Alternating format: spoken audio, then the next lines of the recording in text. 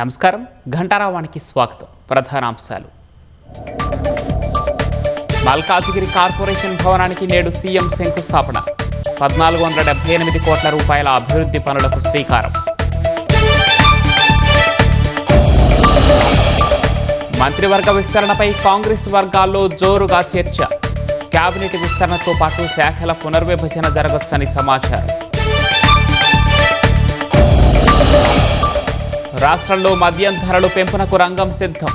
Full బాటిల్పై 80 నుంచి 120 రూపాయల వరకు పెరిగే అవకాశం.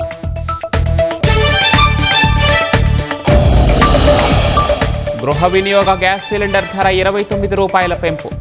3 నెలల్లోనే 2 సార్లు పెంచిన చమురు సంస్థలు.